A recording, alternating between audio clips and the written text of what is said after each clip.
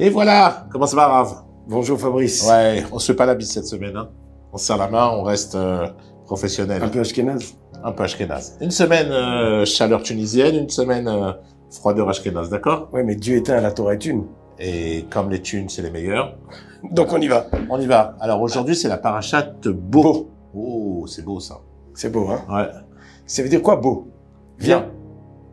Akadosh Baruch Hu dit à Moshe, viens chez Paro, et on arrive aux 3 dernières plaies qui vont devancer la sortie d'Égypte.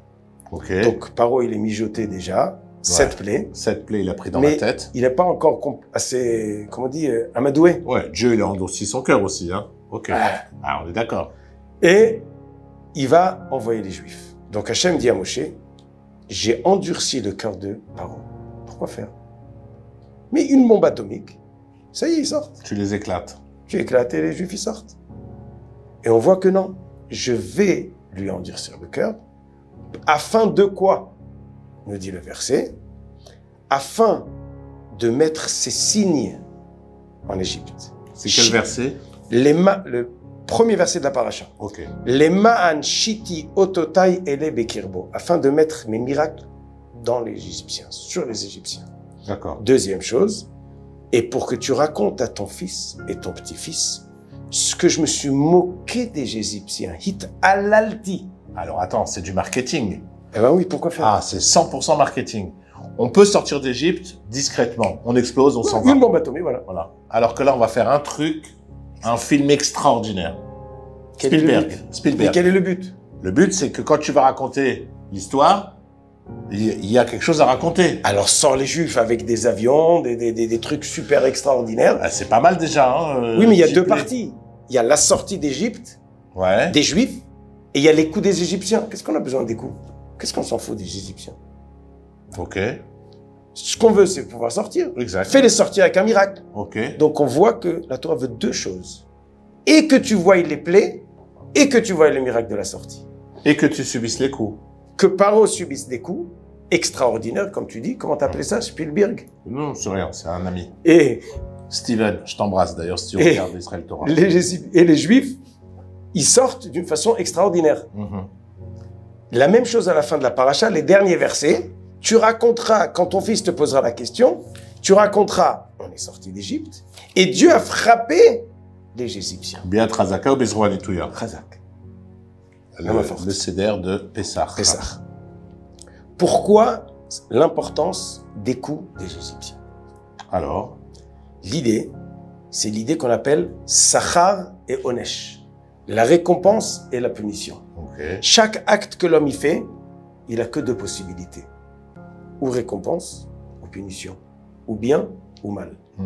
Ça m'apprend à prendre responsabilité de ce que je fais. Il n'y a pas, je fais. Qu'est-ce que tu as fait? Ah, je sais pas. J'ai pas réfléchi. Celui qui fait bien, récompense. Celui qui fait mal, punition.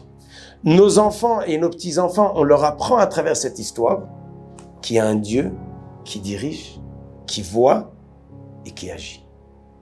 Ou récompense, ou punition. Il n'y a pas de milieu. D'accord. Ça va? Oui, ça va. Alors comment faire? Comment on éduque nos enfants?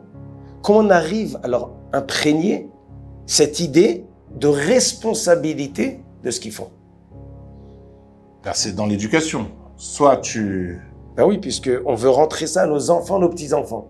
Donc l'idée du soir de Seder, c'est de transmettre des messages d'éducation. Ok. Et c'est quoi le message? On t'écoute. Responsabilité. Tu fais bien, c'est bien. Tu fais mal, c'est mal. D'accord. Comment on fait ça?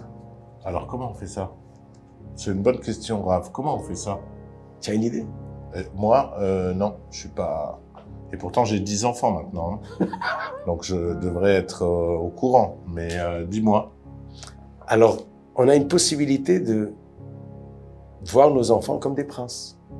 On aime bien les voir comme des princes. Comme oui, ça, on est des rois. C'est notre principe. Nos enfants, c'est des princes. C'est des princes. Ouais. Mais qu'est-ce qu'il pense un enfant quand il dit tu es un prince? Que tout magie à l'eau. Tout. Tout lui revient. Et si il fait pas attention et verse son verre, il va devoir le nettoyer? C'est pas grave, mon fils, c'est pas grave, c'est pas grave. Maman, elle va nettoyer. Et comme ça, il grandit le prince. Il ne prend de- pas responsabilité. Ouais. Alors, quelle est ta solution, Fabrice? Toi qui as 10 enfants. Et 2 petits-enfants. L'équilibre. L'équilibre. Quel message tu veux lui transmettre? La responsabilité. Comment tu vas lui dire?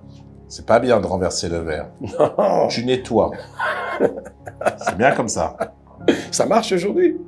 Ça va, ouais, ça évolue. Alors, j'ai une idée à te proposer. Ouais. Si tu dis à ton enfant, tu es un tzaddik, ça veut dire quoi, tzaddik? Ça dit que c'est celui qui... J'ai confiance en toi que tu es un tzaddik, Mhm. que tu es bien. Donc, il apprend, je dois être bien. Donc, il apprend à Progresser. prendre responsabilité. Mhm. Il veut pas perdre son titre de tzaddik.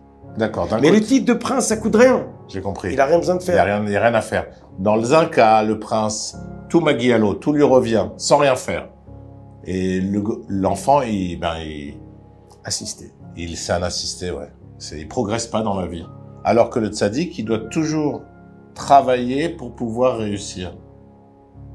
Donc, on veut des enfants tzaddik. Des princes, mais tzaddik. Ah, des princes tzaddik. Ah, Oui, parce que... si tu arrives à faire les deux, Oui, c'est ça l'éducation, le top, le summum d'éducation.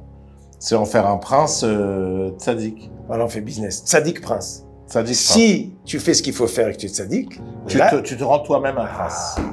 On est d'accord? Shabbat Shalom, grand prince. On a trouvé un esquème. Voilà, on vous souhaite tous d'avoir des enfants tzaddikim et princes en même temps.